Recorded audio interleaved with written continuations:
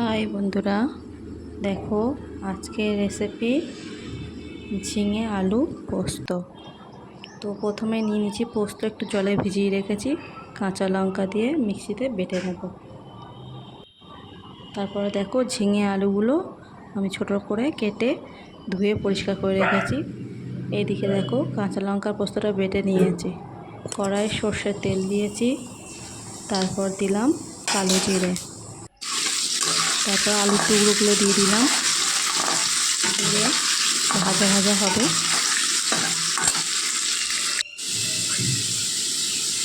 তারপর দেখো টমেটো দিয়ে দিলাম,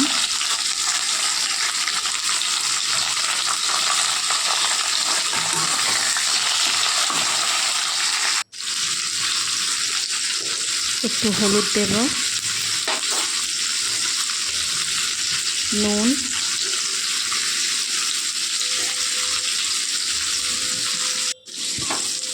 তারপর মশলাটা আলুর সঙ্গে মিক্স করব। কেটে রাখা ঝিঙেগুলো এবার দিয়ে দেব।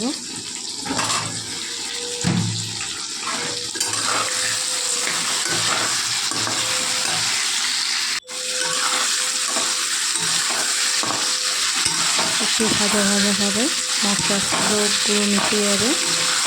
মশলা তো কিছুই দেওয়া হয়নি, তেমন শুধু হলুদ আর নুন। এবার দেবো কাঁচা লঙ্কা আর পোস্ত বাটা।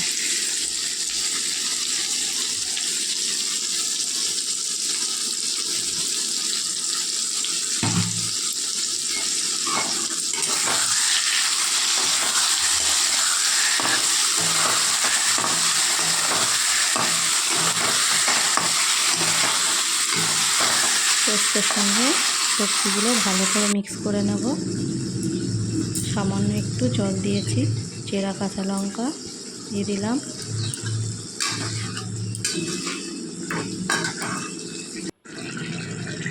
তো সামান্য জল দিয়ে আমি ঢেকে দিয়েছিলাম। দেখো রেডি হয়ে গেছে ঝিঙে আলু পোস্ত। গরম ভাতের সঙ্গে ঝিঙে আলু পোস্ত থাকলে আর কিছুই লাগবে না। তো রেডি হয়ে গেছে, দেখো এইরকম দেখতে হয়েছে।